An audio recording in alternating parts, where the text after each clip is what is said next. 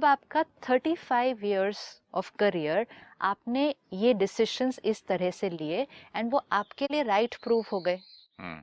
अब आपने कहा आज मेरा बच्चा अगर मुझसे एडवाइस मांगेगा तो मेरे पास 35 इयर्स का एक्सपीरियंस है, तो मैं उसको एडवाइस नहीं दूंगा उस बेसिस पर। 35 इयर्स का आपका experience based on your 90 marks in all these qualities. तो आपको जो एडवाइस दे रहे हैं, आपके 90 नंबर थे विल पावर, सेल्फ कॉन्फिडेंस और डिटर्मिनेशन में। पहले ये चेक करना पड़ेगा, अगर आप सेम एडवाइस बच्चे को दे दिए कि कुछ नहीं होता, डोंट सकम्ब टू प्रेशर, बोलने दो लोगों को जो बोल रहे हैं, तुम अपना करियर अपनी टर्म्स एंड कंडीशंस पे चलाओ, तुम्हें झुकने की जरूरत नहीं है, तुम्हें रोल के लिए भी कॉम्प्रोमाइज करने की जरूरत नहीं है, मैंने किया, देखो मुझे आज मैं कहाँ पर हूँ। लेकिन जो बहुत बड़ा फैक्टर है, आपके 90 आउट ऑफ 100 थे उन 3 क्वालिटीज में, क्या बच्चे के भी 90 आउट ऑफ 100 होंगे इन 3 क्वालिटीज में? हो सकता है किसी में उसके पास 90 से ज्यादा है क्योंकि उसके अपने संस्कार और क्वालिटीज होंगी, और किसी में उसके पास उससे कम है।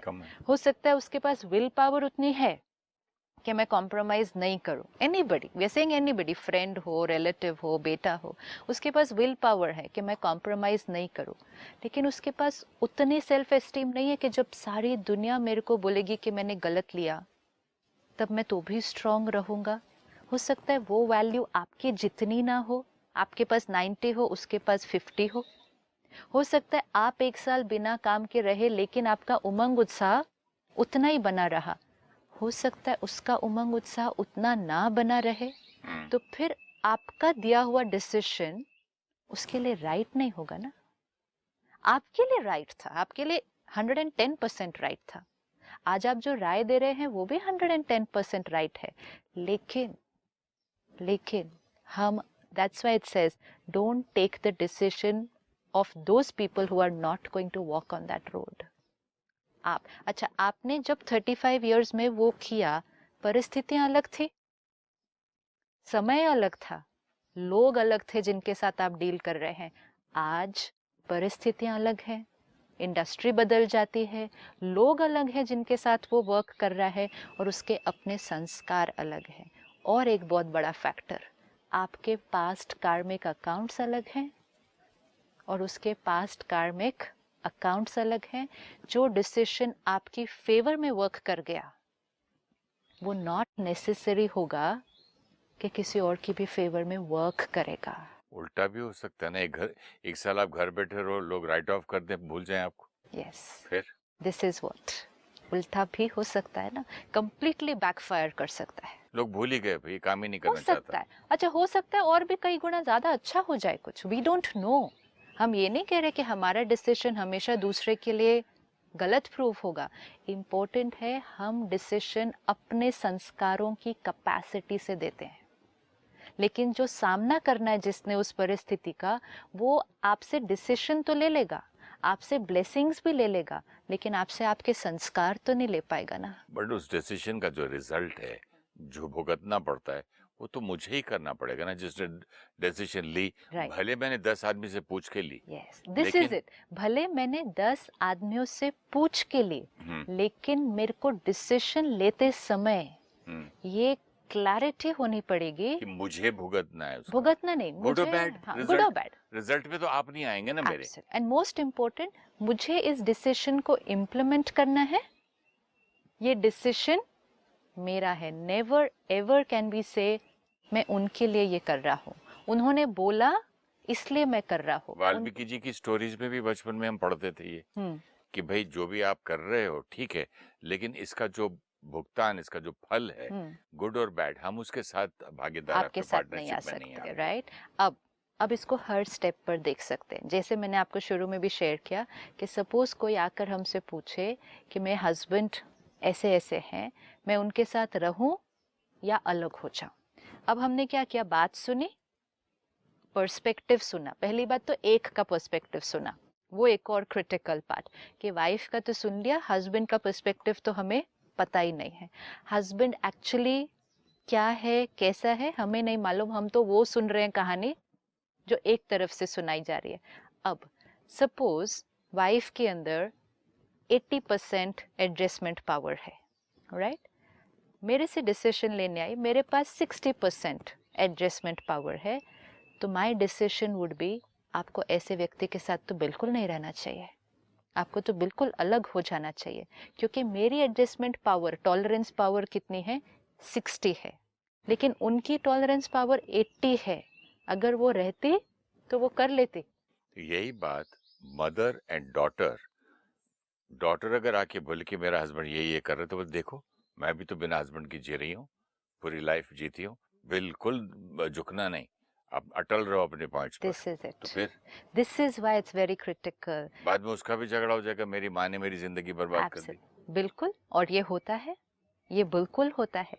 अब अगर उस वो बेटी या ये लेडी जो पूछने आई, उसके पास सहन शक्ति थी, उसके पास एडजस्ट करने की शक्ति थी, सब कुछ था, उसके पास रिसोर्सेज था, सिर्फ एक छोटी सी बात की डिसीजन किसी और से पूछ लिया, अपने रिसोर्सेज नहीं इवैल्यूएट नहीं किए कि मेरे पास कितने रिसोर्सेज हैं। तो अगर मेरी टॉलरेंस पावर 60 है लेकिन सामने वाले की 80 है, तो भी मेरा गलत हो गया डिसीजन। मैंने उनको कहा आप अलग हो जाओ, ऐसे व्यक्ति के साथ नहीं रहना चाहिए, उनका नुकसान हो गया। अब अगर उनकी टॉलरेंस पावर 80 है लेकिन मेरी 100 है, उनसे ज़्यादा है कई गुना, मैंने कहा बिल्कुल रहना चाहिए उनके साथ, आप कैसे अलग होने का सोच रहे हो, लेकिन उसके अंदर है ही नहीं शक्ति एडजस्ट करने की वो उतनी। अगर ये रहे उनके साथ और एडजस्ट करने की कोशिश करे तो अंदर घुट जाएगी, घुट कर डिप्रेशन में चले जाएगी। तो मेरा ये डिसीजन कि आपको अलग नहीं होना चाहिए, साथ में रहना चाहिए, तो भी गलत हो गया। तो कोई मुझसे अगर डिसीजन लेने आए, मेरी बेटी या बेटा, और important things in their life, जो आप झगड़े की बात कर रहे हैं या किसी फिल्म करियर की बात कर रही हैं, तो मैं किस बेसिस पे दूं? मैं यही बोल सकता हूँ बेटा आपको तो सोचना चाहिए ना, आप बताओ। राइट, हम ये फिर क्या कहते हैं न्यूट्रल हो जाऊं? नहीं, हम कैसे शेयर करेंगे किसी के साथ? एक, ये सिचुएशन आपकी है, आप बेस्ट इवैल्यूएट कर सकते हैं इस सिचुएशन को, क्यों आप परिस्थिति में हैं, हम परिस्थिति से बाहर है। जो सामने आपके व्यक्ति है वो भी सामना आप कर रहे हैं। मेरे लिए बहुत इजी है यहाँ बैठकर बोलना कि नहीं आप करो ना उनके साथ, अच्छा क्या प्रॉब्लम है, लेकिन सामना आप कर रहे हो, तो इवैल्यूएट आप बेस्ट कर सकते हो।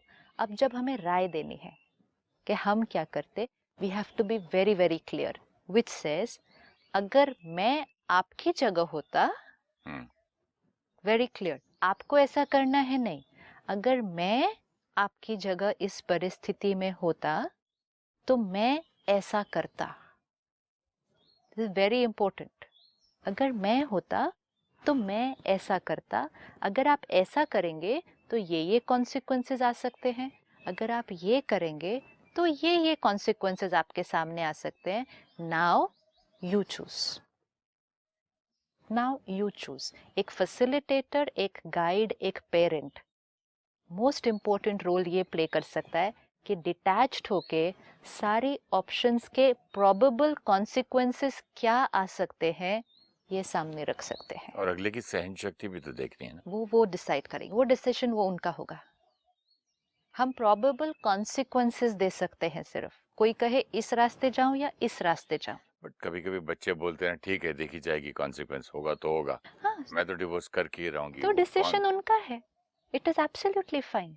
सी, one thing we can not, we have to always remember, हम किसी के कार्मिक अकाउंट में, अब ये सिर्फ डिसीजंस नहीं होते, ये कार्मिक अकाउंट्स होते हैं एक्चुअली। उस आत्मा का उस आत्मा के साथ कार्मिक अकाउंट है।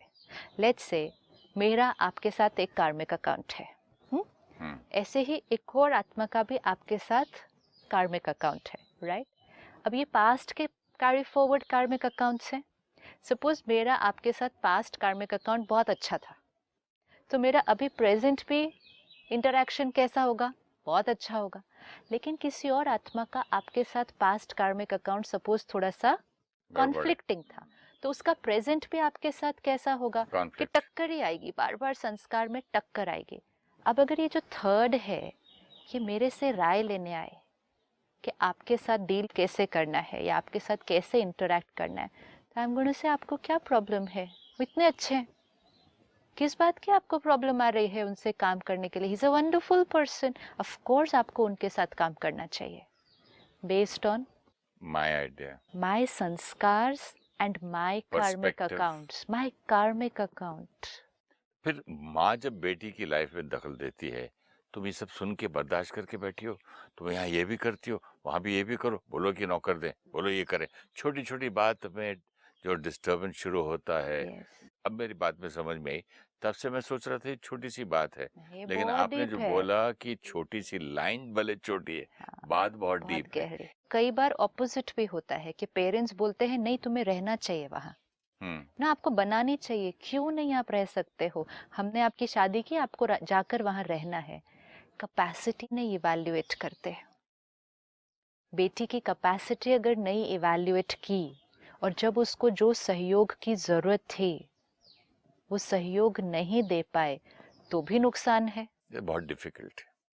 अगर हमने बोल दिया कि वहीं रहना है, जीना है, मरना है, और वो वापस गई और सुसाइड कर ली, तो दिस इज व्हाट ना, तो सहयोग तो नहीं फिर दिया वो ना। भी दुख है। और रख लिया यस, और वो बोला कि अच्छा ठीक है मैं लेने ही नहीं आऊंगा, रखो अपने बच्ची को, तो राइट। हमारा रोल है पहले उनको उनकी कैपेसिटी दिखाना जो वो खुद अभी यूज नहीं कर रहे हैं। ये तो सबसे इम्पोर्टेंट रोल है कि उनको उनके ही संस्कार की अवेयरनेस दिलाना। यू नो, कभी कभी let's say I will say no I can't walk that much, नहीं मेरे से ये नहीं हो पा रहा है।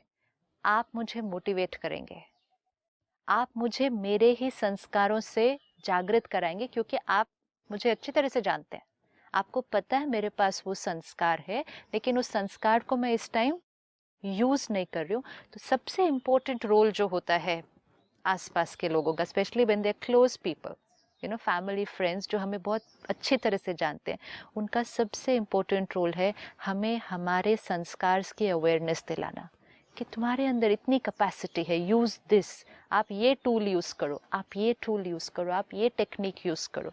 अपने संस्कार की अवेयरनेस दिखाना।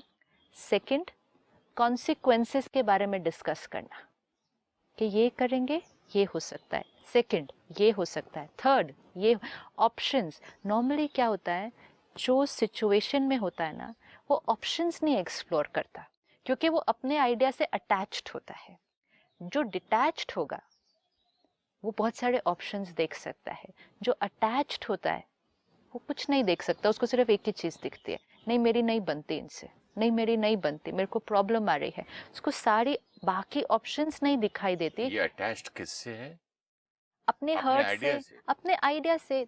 आप मुझे दर्द देते हैं जीवन में, ये मेरा आइडिया है, आई एम हर्ट, पहली बात तो मैं दर्द में हूँ, तो मुझे कुछ भी और ऑप्शंस दिखाई ही नहीं भले देंगे। रॉन्ग हो, yes, you are attached. I am hurt ना, I am so hurt right now. जैसे कुछ लोग आते हैं हमारे पास, वो कहेंगे नहीं मेरी बनती इनके साथ, मैं सोच रही हूँ अलग हो जाए, या पेरेंट्स बोलते हैं हम सोच रहे हैं अब हमारा बच्चा इनसे अलग हो जाए, हम उनकी शादी कहीं और करा देंगे।